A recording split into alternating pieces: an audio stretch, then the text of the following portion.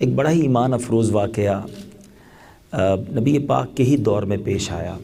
ماجرا یہ تھا کہ پیارے آقا علیہ الصلوۃ والسلام اپنے صحابہ کے ساتھ کہیں غزوے میں شرکت کے لیے جا رہے تھے۔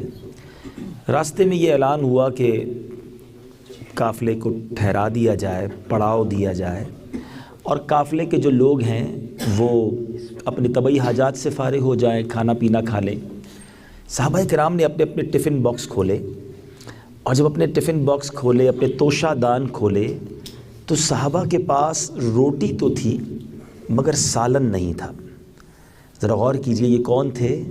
نبی پاک علیہ الصلوۃ والسلام کے ساتھی، یہ قطعی جنتی لوگ تھے، نبی پاک کے کمپینینز تھے، مگر شکوہ نہیں تھا۔ صرف روٹی ہے، سالن بھی نہیں، شوربہ ہی نہیں تھا۔ لیکن اچھا، یہ جا کہاں رہے تھے؟ کسی پکنک ٹرپ پر نہیں جا رہے تھے، جان دینے جا رہے تھے، غزوے میں جا رہے تھے۔ ذرا سمجھنے کی بات ہے۔ میں تھوڑی دیر کے لیے اس واقعے کو یہاں روک کر آپ کی توجہ چاہتا ہوں۔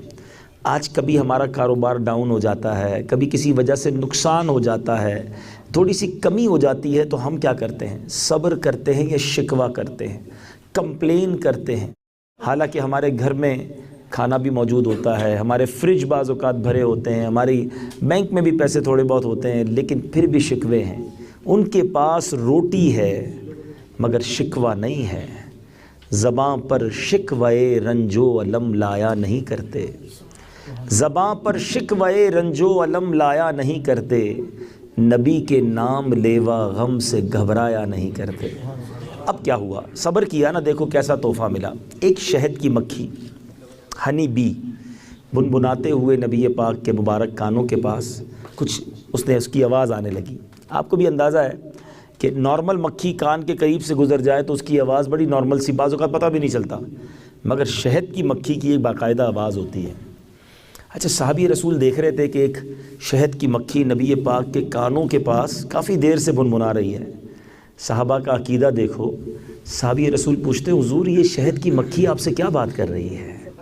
وہ جانتے تھے کہ میرے آقا سب کی بولیاں جانتے ہیں۔ تو اب کیا ہوا؟ پیارے آقا علیہ الصلوۃ والسلام نے فرمایا کہ یہ مکھی مجھ سے عرض کر رہی ہے کہ یا رسول اللہ صلی اللہ تعالیٰ علیہ وسلم، آپ کے صحابہ ہمارے قریب آئے ہیں اور ہم دیکھ رہی ہیں کہ آپ کے صحابہ کے پاس روٹی تو ہے، سالن نہیں ہے۔ حضور، ہم شہد کی مکھیوں میں یہ بے چینی ہے کہ ہم کچھ خدمت کریں، قریب ہی ہم نے ایک شہد کا پورا چھتا بنایا ہوا ہے، مگر ہم مکھیاں اسے اٹھا کر نہیں لا سکتی۔ حضور کسی صحابی کو بھیجیے، ہمارے ساتھ آئے، وہ شہد لے کر آ جائے۔ میرے آقا علیہ الصلوۃ والسلام نے مولا علی کرم اللہ تعالی وجہ الکریم سے فرمایا، اے علی اس کے ساتھ جاؤ اور جا کر شہد لے آؤ۔ مولا علی گئے، غار کے اندر شہد کا چھتا بنا ہوا تھا، آپ نے وہ نکالا، صحابہ کو پیش کیا۔ اب صحابہ تھوڑی دیر پہلے خالی روٹی کھا رہے تھے، اب میٹھا، صاف، لذیذ، صحت والا شہد بھی کھا رہے تھے۔ پھر شہد کی مکھی نبی پاک کے کان مبارک کے پاس بنبنانے لگی۔ صحابی عرض کرتے ہیں، حضور اب کیا کہہ رہی ہے؟ آقا نے فرمایا، اب میں نے اس سے سوال کیا، اس کا جواب دے رہی ہے۔ میں نے سوال کیا، اے شہد کی مکھیوں، یہ بتاؤ شہد کیسے بناتی ہو؟ کہ حضور ہم جنگلوں میں، بیابانوں میں جاتی ہیں، پھولوں کا رس چوستی ہیں اور اس سے شہد بنتا ہے۔ آقا علیہ الصلوۃ والسلام نے فرمایا، پھولوں کا رس تو کڑوا بھی ہوتا ہے، پھیکا بھی ہوتا ہے، کسیلا بھی ہوتا ہے۔ اب مثال دیتا ہوں، یہ پھول پڑے ہیں سامنے، کبھی آپ کو بھی کوئی گلاب کی پتی کھانے کا ایکسپیرینس ہوا ہوگا۔ گلاب کی پتی ابھی بھی کھائی جا سکتی ہے، مگر آپ موتیاں نہیں کھا سکتے، آپ چنبیلی کو منہ میں نہیں ڈال سکتے، بڑا کڑوا ہوتا ہے بعض اوقات تو، ٹھیک ہے نا؟ تو آقا علیہ الصلوۃ والسلام کا سوال بڑا ریلیونٹ تھا، بڑا کمال کا تھا کہ پھول تو کڑوے بھی ہیں، پھیکے بھی ہیں، میٹھے بھی ہیں، شہد تو اتنا میٹھا ہے کہ ہم نام لیتے ہیں تو منہ میں مٹھاس آ جاتی ہے، تو یہ اتنا میٹھا کیسے ہو جاتا ہے؟ آپ سنو، ایمان تازہ ہو جائے گا۔ شہد کی مکھی کہتی ہے، حضور ہم جب بھی شہد کے لیے نکلتی ہیں، ہمارا ایک پورا قافلہ ہوتا ہے اور ہماری اس پورے قافلے کا ایک امیر ہوتا ہے۔ یہ روایت میں نے بہت پہلے پڑھی تھی، کچھ عرصہ پہلے میں دعوت اسلامی کے مدنی کام کے سلسلے میں آسٹریلیا گیا، تو وہاں میں نے شہد کی فارمنگ دیکھی۔ آپ میں سے کچھ لوگ ہوں گے جن کو اس کا معاملہ پتہ ہوگا، باغات ہوتے ہیں آپ لوگوں کے، مجھے نہیں پتا تھا، میں سنا بہت تھا کہ شہد کی فارمنگ ہوتی ہے۔ تو میں ایک صاحب کا فارم تھا، وہاں گیا، انہوں نے مجھے پورا وہ شہد کا چھتا بتایا۔ میں نے کہا بتاؤ یہ بنتا کیسے ہے؟ انہوں نے کمال کی بات کی، مجھے نہیں پتا تھا، سائنس نے اب جا کر اس کو پروف کیا ہے کہ یہ جتنے بھی شہد کے چھتے بنتے ہیں یا فارمنگ شہد ہوتی ہے، یہ سارا نظام جو ہے ایک ملکہ مکھی کے گرد چلتا ہے، جس کو انگریزی میں کوئین بی کہتے ہیں۔ اس نے کہا ہمیں کچھ نہیں کرنا ہوتا، ہم ایک باکس بناتے ہیں اور ایک ملکہ مکھی خرید کر بازار سے لا کر اس باکس میں ڈال دیتے ہیں، بس اس مکھی کے سگنل 2 کلومیٹر ڈایامیٹر تک جاتے ہیں، جتنی شہد کی مکھیاں ہوتی ہیں وہ آٹومیٹکلی اس سے کنیکٹ ہو جاتی ہیں۔ بلوٹوتھ ڈیوائس ہے نا، آپ کیا کرتے ہیں موبائل میں بلوٹوتھ آن کرتے ہیں، جس کا بھی بلوٹوتھ آن ہوگا آپ کو شو کرے گا کہ یہ بلوٹوتھ اویلیبل ہے، اب آپ کسی سے پیئر کر لیتے ہیں۔ یہ آج سائنس پہنچی ہے بلوٹوتھ کنیکشن پر ہیں۔ اب سوچو میرے آقا نے 1400 سال پہلے جو بات کی تھی، یہ شہد بنتا آ رہا ہے، وہ ملکہ مکھی کی تابع ہو جاتی ہیں، کنٹرول میں آ جاتی ہیں وہ ساری مکھیاں۔ اب وہ جتنی مکھیاں ہیں وہ پھولوں کا رس چوسیں گی اور ڈائریکٹلی اسی باکس کے اندر، اسی چھتے کے اندر آئیں گی، کسی اور میں نہیں جائیں گی، کیونکہ وہ اس کی کنیکٹ ہو چکی ہیں، پیئرنگ ہو گئی ہے۔ اچھا، میں نے کہا کمال ہے بھائی، پھر کیا کرتے ہو اس کو خالی کیسے کرتے ہو؟ جب پورا شہد بھر گیا تو کچھ نہیں کرنا، ہم نے ملکہ مکھی کو نکالنا ہے، وہ خود ہی ڈسپرس ہو جائیں گی، ساری مکھیاں آگے پیچھے ہو جائیں گی، ہمارا شہد ریڈی ہو جائے گا۔ اچھا، یہ میں نے آسٹریلیا میں جا کر دیکھا، اب میں نے یہ روایت پڑھی، اللہ اکبر، وہ مکھی کہتی ہے حضور ہم جب بھی پھولوں کا رس چوسنے جاتے ہیں، ہمارا ایک امیر ہوتا ہے، ہم جب سارے پھولوں کا رس چوس کر واپس اپنے چھتے کی طرف آتی ہے نا، تو حضور ہمارا امیر آپ پر درود پڑھنا شروع کر دیتا ہے۔ یا رسول اللہ، اس کے پیچھے ہم ساری درود پڑھتی ہیں آپ پر، اور کوئی وجہ نہیں ہے، یہ آپ پر درود پڑھنے کی برکت ہے کہ پھیکا کڑوا رس شہد جیسا میٹھا بن جاتا ہے۔ میٹھے اسلامی بھائیوں، اب آپ بتائیں، آج سائنس بھی کہتی ہے، قرآن میں بھی ہے، احادیث میں بھی ہے، شہد میں کئی مرض کی شفا ہے، شفا کہا گیا شہد کو۔ جو چیز بنتی ہی درود پاک سے ہو، جس چیز کے اندر مٹھاس ہی درود پاک کی ہو، وہ شفا کیوں نہ ہوگی؟ تو اب میرے میٹھے اسلامی بھائیوں، علماء نے جب یہ واقعہ پورا بیان کیا، ماشاءاللہ ہو سکتا ہے کوئی یہ سوچ رہا ہو یہ واقعہ کہاں ہے، تو بڑی پیاری کتاب ہے درود پاک کی فضیلت پر آب کوثر، مفتی امین صاحب نے لکھی ہے، اور اس میں شاندار واقعات لکھے ہیں، اس کے اندر اس واقعے کو آپ پڑھ سکتے ہیں، اور بھی بڑی بڑی کتابوں میں یہ واقعہ لکھا۔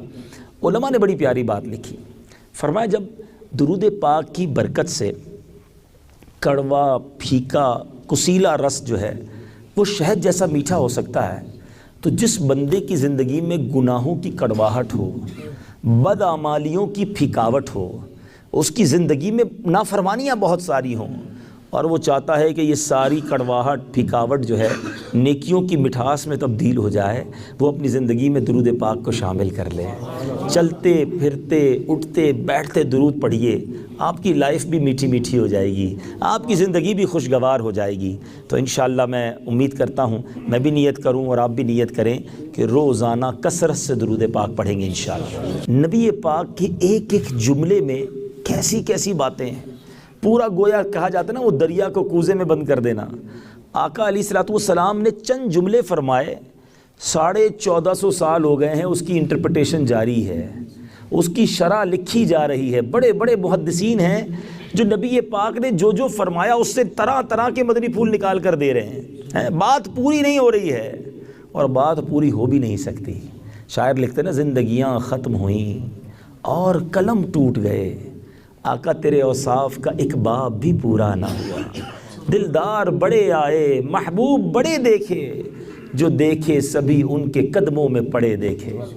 ارباب نظر کو کوئی ایسا نہ ملے گا، بندے تو بہت مل جائیں گے پر آقا نہ ملے گا۔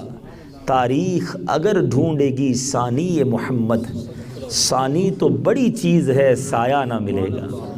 تو نبی پاک کی باتیں، سبحان اللہ، وہ ہم صلاۃ والسلام میں پڑھتے ہیں نا، اللہ اللہ حضور کی باتیں، مرحبا رنگ و نور کی باتیں۔ آپ یقین کریں جتنا اس میں بندہ انوالو ہوتا ہے نا، کہ یار ایک جملے میں بھی اتنی باتیں کی جا سکتی ہیں، چند لفظوں میں پورا مضمون بیان کیا جا سکتا ہے۔ اب جو حدیث سنیں گے، جو میں تمہید باندھ رہا ہوں، آپ کو خود ایمان تازہ ہو جائے گا۔ میں صرف 3 لفظوں پر مشتمل حدیث سناؤں گا، دیر آر اونلی 3 words، مگر ان 3 باتوں پر گھنٹوں بات ہو سکتی ہے، کتابیں لکھی جا سکتی ہیں کہ کیا کمال کرتے ہیں میرے آقا۔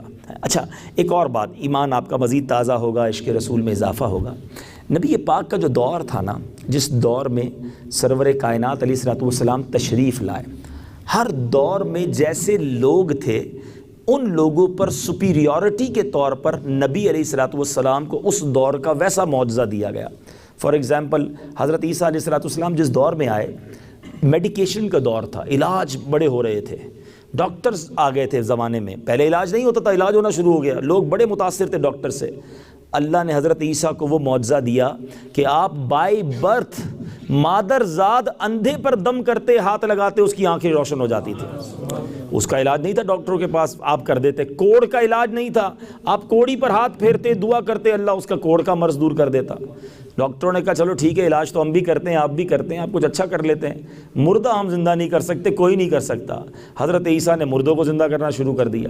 تو جیسا دور تھا، حضرت موسیٰ کے دور میں جادوگر تھے، حضرت موسیٰ کو عصا کا معجزہ دیا گیا۔ نبی پاک علیہ السلام کو جو پرٹیکولر دور تھا نا، اس دور میں عرب لوگوں کی ایک سائیکی تھی، ان کا ایک مزاج تھا کہ وہ اپنے آپ کو بڑا ہی انٹلیکچوئل سمجھتے تھے، بڑا فصیح، اپنی زبان پر ان کو بڑا ناز تھا۔ بلکہ میں آپ کو عجیب بات بتاؤں، شاید بہت سے کو آج پہلی بار پتہ چلے گی، عرب کے لوگ کیا کہلاتے ہیں؟ عربی۔ کیا کہلاتے ہیں؟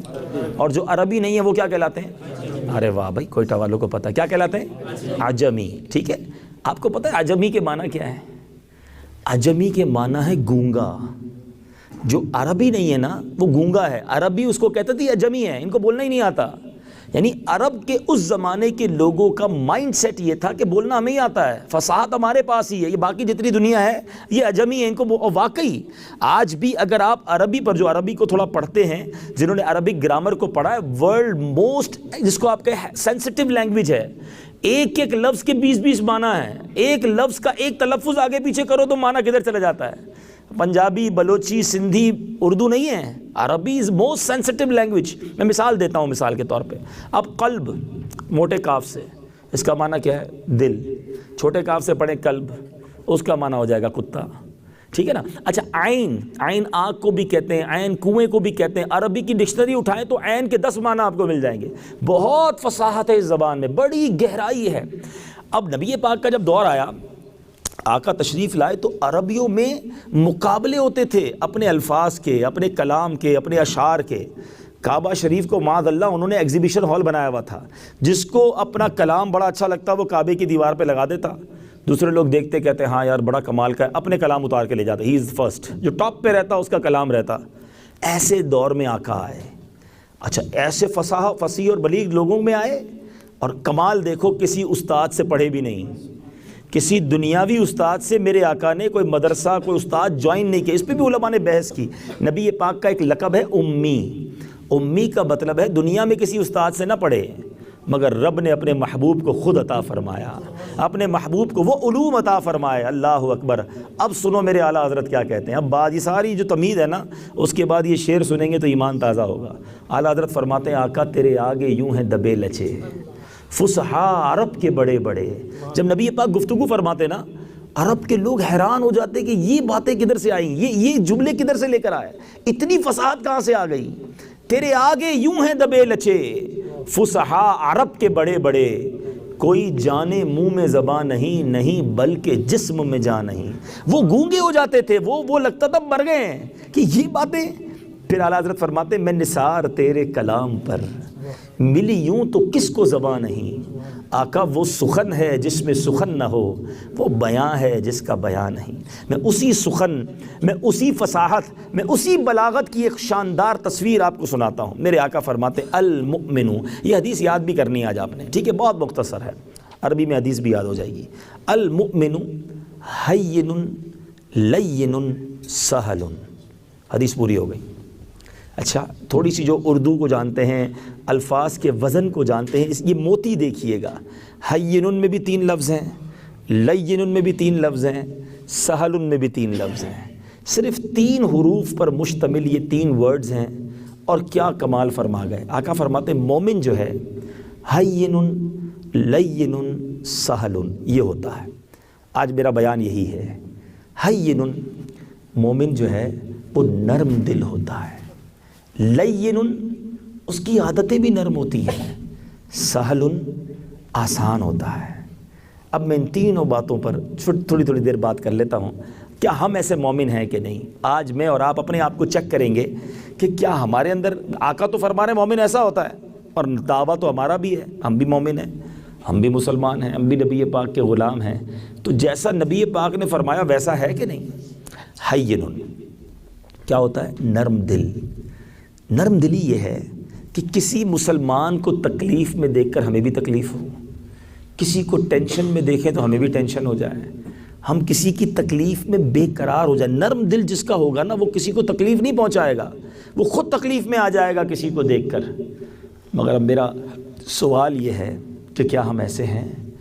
آج تو لوگ دوسروں کو تکلیف میں دیکھ کر خوش ہوتے ہیں، ارے واہ مزہ آ گیا، فلاں برباد ہو گیا، فلاں کا کاروبار ٹھپ ہو گیا، فلاں کے بچے کی عزت خراب ہو گئی، فلاں کے خاندان کا نام خراب ہو گیا، فوراً میسج چلاؤ، میسج ہے، کسی طرح کسی کا عیب پتہ چلے اور ہم اس عیب کو لوگوں کو بتانے والے بنیں۔ یہ اسلام نہیں ہے، یہ شریعت نہیں سکھاتی۔ یاد رکھیے گا، حدیث پاک کا مضمون ہے، جو دنیا میں کسی کے عیب اچھالتا ہے اس کے عیب بھی کھول دیے جائیں گے، اور جو دنیا میں کسی کے عیب چھپاتا ہے اللہ اس کے بھی عیب چھپائے گا۔ آج لوگوں کے نقصان پر جو خوش ہوتا ہے، لوگوں کی تکلیف پر راضی ہوتا ہے، وہ سوچے میرا دل کتنا گندا ہے کہ میں مسلمان کی تکلیف پر خوش ہو رہا ہوں۔ مومن ایسا نہیں ہوتا، مومن دوسرے مسلمان کا خیر خواہ ہوتا ہے۔ میرے کاروباری بھائی بھی بیٹھے ہیں، آج مائنڈ سیٹ عجیب بن گیا ہے۔ آج مائنڈ سیٹ یہ جناب، سب کسی کا بیڑا غرق ہوتا ہو تو ہو جائے، میرا کام سیدھا ہونا چاہیے، میرا کاروبار چلنا چاہیے، میرے فیملی سکون میں ہو، چاہے پڑوسی پریشان ہو تو پریشان رہے، کسی کے گھر میں پانی جائے نہ جائے، گیس جائے نہ جائے، لائٹ آتی ہو نہ آتی ہو، میرے سارے کام سیدھے ہونے چاہیے۔ نہیں میٹھے اسلامی بھائیوں، مسلمان کیسا ہوتا ہے؟ سب کا بھلا، سب کی خیر، سب کے بھلے میں اپنی خیر۔ جو دوسروں کا بھلا سوچتا ہے نا، اس کے لیے راہیں کھلتی ہیں، راہیں آسان ہوتی ہیں۔ تو مسلمان نرم دل ہوتا ہے۔ ہم کسی کو تکلیف میں دیکھ کر ہمیں کیوں بے قراری نہیں ہوتی؟ ہم اچھا مسلمان دنیا میں کہیں بھی ہو، ہمارے وطن میں نہ بھی ہو، کسی اور دنیا میں ہو، لیکن اگر وہ تکلیف میں ہے تو ہمیں اس کا احساس ہونا چاہیے۔ ہم مسلمان آپس میں بھائی بھائی ہیں۔ دوسری میرے آقا نے مومن کی شان بیان کی کہ وہ لین، اس کی عادتیں بھی نرم ہوتی ہیں۔ وہ کیا ہوتا ہے؟ وہ بات بھی نرمی سے کرتا ہے، وہ تعلقات بھی نرمی والے ہوتے ہیں، ڈر نہیں لگتا اس سے۔ کیا ہم ایسے ہیں؟ ہم سے بات کرنے میں لوگ کمفرٹیبل ہیں؟ آج ملازم 3 دن تک انتظار کرتا ہے کہ صاحب کا منہ ٹھیک ہوگا پھر بات کروں گا، ورنہ تو خیر نہیں ہے۔ بیوی انتظار کر رہی ہوتی ہے شوہر کا منہ ٹھیک ہوگا تو بات کریں گے۔ ہم سے ڈر رہے ہیں لوگ، بات کرنے میں ان کو جھجک ہو رہی ہے۔ یہ مومن نہیں ہے، مومن تو نرم ہوتا ہے، اس سے جیسی بات کریں، جب بات کریں، دل کی بات کر سکیں، ہماری گفتگو میں تکلیف نہ ہو کسی کو۔ لیکن آج بڑا عجیب معاملہ ہے۔ آج بعض اوقات کاروباری لوگ بیٹھے ہیں، ہماری فیملی یا ہمارے کاروبار کے ذرا تھوڑا سا کمپیئر کرتے ہیں کہ آپ کی دکان پر آپ کا کوئی بڑا پرانا گاہک ہو، بڑا اچھا کسٹمر ہو، وہ آ جائے، کیسے ملتے ہیں اس سے؟ السلام علیکم، ماشاء اللہ، کیسے ہیں بھائی؟ ٹھیک ہیں، آئیے بیٹھیے، کھانا کھایا آپ نے؟ اچھا جوس تو پینا پڑے گا، چائے تو پیے بغیر نہیں جانے دوں گا، کرسی لگائیں گے، پیار سے بٹھائیں گے۔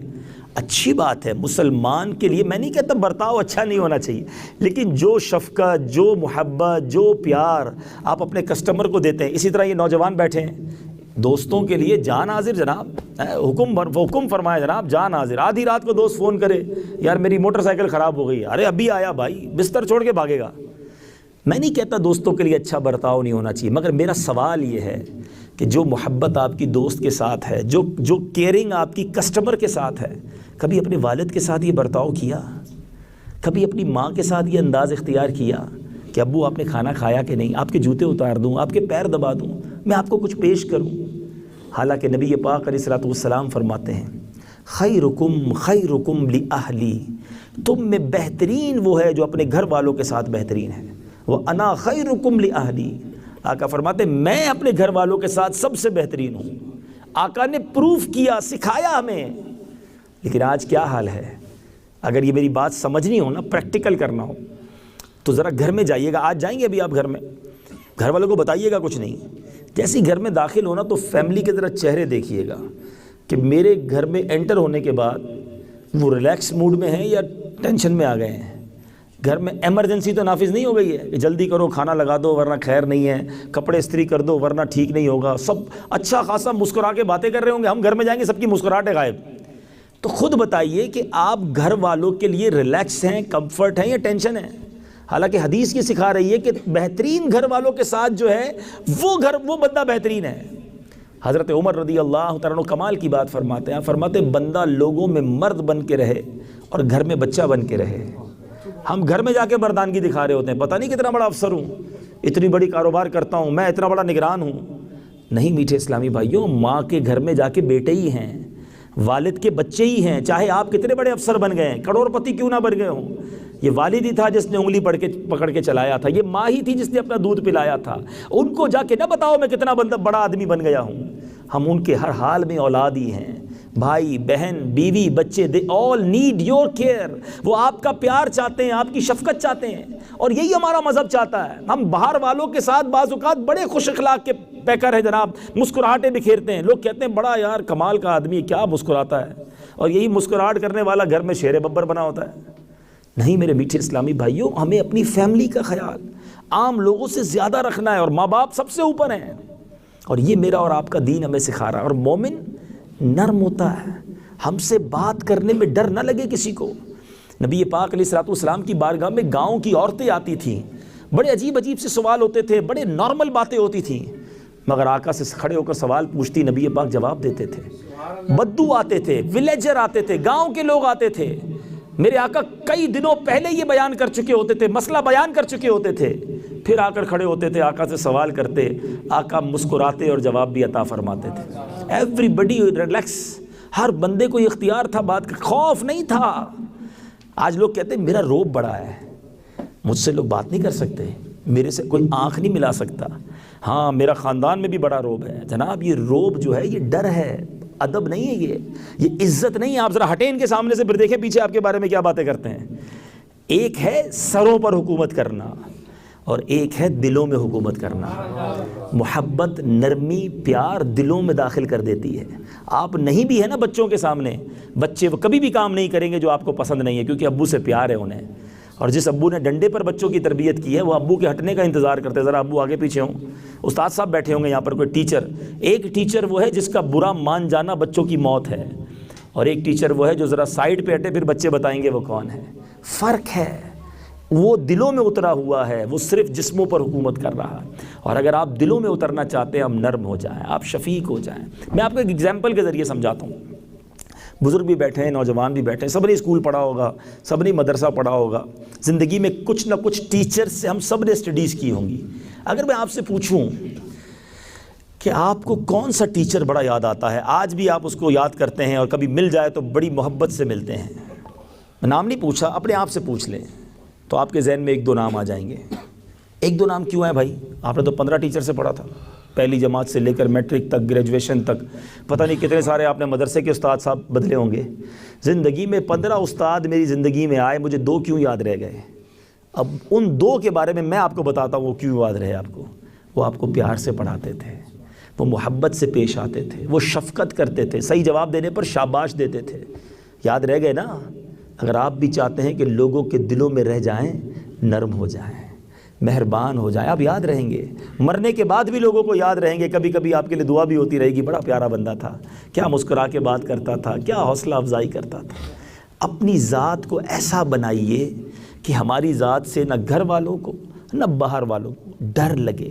ہم نرم ہونے چاہیے، ہم شفیق۔ میں آپ کو ایک واقعہ سناؤں، کمال کا واقعہ۔ ایک بار میں پیارے آقا کی محفل کیسی ہوتی تھی، نبی پاک علیہ الصلوۃ والسلام ایک بار صحابہ کرام کے ساتھ بیٹھے تھے، اور آخرت کی بات ہو رہی تھی، قبر کی بات ہو رہی تھی، سارے لوگ سنجیدہ تھے، آنکھوں میں آنسو تھے، سنجیدگی تھی۔ ایک بدو گاؤں کا بندہ آیا، پیارے آقا کو دیکھا، ساری محفل کو دیکھا، ساری بڑے سنجیدہ، تو اس نے ایک صحابی سے کہا مجھے نبی پاک سے سوال کرنا ہے۔ تو نے کہا دیکھ نہیں رہے کتنا سنجیدہ ماحول ہے، خاموش ہو جاؤ، سوال نہ کرو۔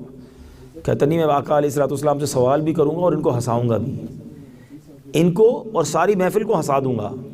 کھڑا ہو گیا، کہا حضور مجھے آپ سے ایک سوال کرنا ہے، سنجیدہ ماحول ہے۔ پیارے آقا نے فرمایا بتاؤ کیا سوال ہے؟ کہا حضور سوال یہ ہے کہ جب قیامت کا قریب آئے گی تو دجال آئے گا، لوگ بھوکے ہوں گے اور اسی کے پاس کھانا ہوگا، تو حضور وہ جو اس پر ایمان لائے گا اس کو کھانا کھلائے گا، تو آپ مجھے مشورہ دیں، میں پہلے دجال کا کھانا کھا لوں اس کے بعد اس کو منع کر دوں، کہاں بھوکا رہوں گا میں۔ اب نبی پاک اتنا مسکرائے، حدیث کے الفاظ ہیں کہ پیارے آقا کی چہرے سے داڑھیں ظاہر ہو گئیں، دانت مبارک ظاہر ہوئے، سارے صحابہ مسکرانے لگے۔ بڑا عجیب و غریب سوال تھا، اب نبی پاک علیہ الصلوۃ والسلام نے کہا کہ غم نہ کر، اللہ تجھے دجال کے اس وار سے مستغنی کر دے گا۔ اب یہ واقعہ بیان کر کے علماء نے لکھا کتنا کمفرٹ تھا صحابہ میں، کتنی فلیکسیبلٹی تھی کہ جو پوچھنا تھا پوچھ لیتے تھے، حالانکہ اللہ کے حبیب ہیں۔ اور آج ہم کہتے ہیں میرے سامنے بات نہ کرو، روب میں رکھ کر زندگی نہ گزارے، نرم ہو جائیں، شفیق ہو جائیں۔ اور تیسری بات، مومن کیا ہوتا ہے؟ ہین لین سہل۔ کمال کی بات کی، سہل کے معنی ہے آسان، ایزی ٹو ایکسیس۔ اس میں وہی بات آ گئی کہ ہم سے بات کرنے میں کسی کو گھبراہٹ نہ ہو، دوسرا ہم سے کوئی تعلق کرنے میں بھی وہ ایزی فیل کرے، رشتہ داری کر لے، کاروبار کر لے، پڑوس میں آ جائے، کرایہ دار بن جائے یا ہم اس کے کرایہ دار بن جائیں، یعنی ہم سے کوئی بھی معاملہ کرتے وقت وہ آسان فیل کرے۔ مومن آسان ہوتا ہے، مشکل نہیں ہوتا۔ ہم جس کے پڑوس میں چلے جائیں اس پڑوس والے کی خیر نہیں ہے، کیونکہ ہم چلے گئے نا۔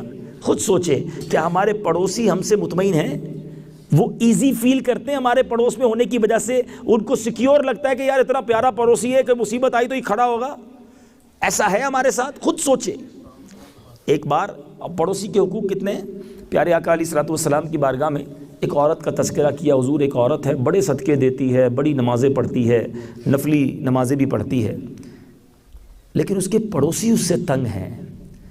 آقا نے فرمایا وہ جہنمی ہے۔ صدقے تھے، نمازیں تھی، روزے تھے۔ ہم لوگ بعض اوقات حقوق اللہ پہ بڑے پنکچوئل ہوتے ہیں، نمازی بھی ہوتے ہیں، روزے بھی رکھ رہے ہوتے ہیں، قرآن بھی پڑھ رہے ہوتے ہیں، باقی لوگ سارے ہی پریشان ہوتے ہیں۔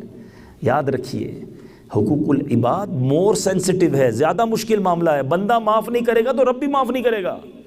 آقا علیہ الصلوۃ والسلام سے ایک اور عرض کی گئی، حضور ایک عورت ہے، زیادہ صدقہ خیرات نہیں کرتی، زیادہ نفلی نمازیں بھی نہیں پڑھتی، مگر پڑوسیوں کا بڑا خیال رکھتی ہے۔ آقا نے فرمایا وہ جنتی ہے۔ تو یہ باتیں سمجھنے والی ہیں کہ مسلمان کا مسلمان سے جو برتاؤ ہے نا وہ بڑا آسان ہونا چاہیے۔ اب مثال کے طور پہ ہم نے کہیں رشتہ داری کر لی، بچے کی شادی کر لی، یا خود آپ میں سے کچھ ایسے ہوں گے جو داماد بن گئے ہوں گے، کئی پرانے داماد ہوں گے، کوئی نہیں بن گئے ہوں گے، کچھ بننے والے ہوں گے۔ داماد بننے کے بعد سسرال والوں سے کیا انداز ہوتا ہے؟ ہم ان کے لیے ٹینشن ہیں یا ان کے لیے آسان ہیں؟ سب سے بڑا ٹینشن ہی سسرال والوں کے لیے داماد صاحب ہوتے ہیں، یہ ناراض نہ ہو جائیں، ان کو کھانا کھلا دو، یہ دعوت میں آئے تو 2 بندے ایکسٹرا کھڑے کیے جاتے ہیں، بھائی اس کا خیال رکھنا، اس کے ابا کا خیال رکھنا۔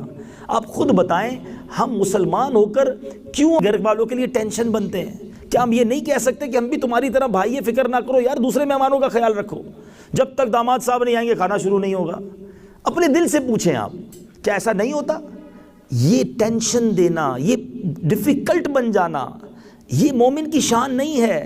احادیث میں، روایتوں میں یہ مضمون ملتا ہے کہ مرد کے 2 باپ اور 2 بائیں ہیں، ایک باپ وہ ہیں جس نے پیدا کیا، اور ایک وہ ہے جہاں تمہارا رشتہ ہوا ہے۔ لیکن کیا ہم نے اسی ماں باپ کی طرح ان کو ٹریٹ کیا؟ بالکل اسی طرح ہماری بہنیں، اس کی بھی ماں ساس ہے، اس کا والد بھی سسر ہے، لیکن آج جناب رشتہ کیا اور ٹینشن شروع۔ ایسا نہ کریں۔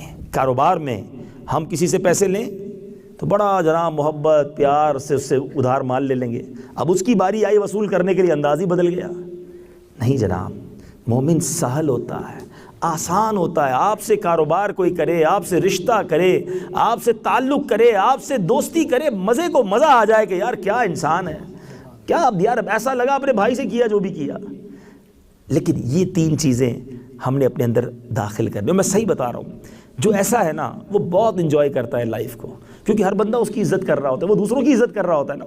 کوئی اور فارمولہ نہیں ہے دنیا میں عزت حاصل کرنے کا۔ آپ کہیں یار لوگ میری عزت ہی نہیں کرتے، میرے بچے میری فرما برداری نہیں کرتے، میرے جناب کوئی خیال ہی نہیں رکھتا، اس کی بڑی وجہ آپ خود ہیں۔ آپ دوسروں کو عزت دینے لگ جائیں، دوسروں کو پیار دینے لگ جائیں، زمانہ آنکھیں بچھائے گا، لوگ آپ کو سر پہ بٹھائیں گے، کیونکہ آپ ان کے دلوں میں ہوں گے۔ اللہ کرے دل میں اتر جائے میری بات، میں بھی ایسا بن جاؤں، آپ بھی ایسے بن جائیں۔ میرے آقا فرماتے ہیں المؤمن ہین لین سہل، یہ نرمی، یہ شفقت، یہ خیر خواہی اگر ہمارے اندر آ جاتی ہے، ہم دنیا میں بھی انشاءاللہ مزے کریں گے اور اللہ نے چاہا آخرت میں بھی لطف اٹھائیں گے۔ یہی دعوت اسلامی کا میسج ہے۔ ایک ہی حدیث اور اس کے تحت چند مدنی پھول لے کر آیا تھا۔ آپ دعوت اسلامی کے ماحول سے وابستہ ہوں گے، مدنی چینل دیکھیں گے، اب یہاں تو مختصر بیان ہوا ہے، روزانہ مدنی چینل پر بڑے پیارے پیارے بیان سلسلے، ہماری تربیت ہو رہی ہے۔ آپ ہو سکتا ہے ابھی میرا بیان سن رہے ہو اور آپ کو خیال آ رہا ہو کہ یار میرا بیٹا بھی ساتھ ہوتا تو اچھا تھا، میرا بھائی ہوتا تو بہتر تھا، وہ بندہ بھی سن لیتا تو اچھا تھا۔ اب جو یہاں نہیں ہے اس کو مدنی چینل دکھانا شروع کر دیں، اپنے گھر والوں کے ساتھ بیٹھ کر مدنی چینل دیکھیں۔ پتہ نہیں کیا کیا دیکھتے ہیں لوگ ٹی وی پر گھر والوں کے ساتھ۔ اللہ کے بندو یہ دیکھیں تاکہ پوری فیملی کی تربیت ہو۔ اللہ تعالیٰ مجھے اور آپ کو عمل کرنے کی توفیق عطا فرمائے۔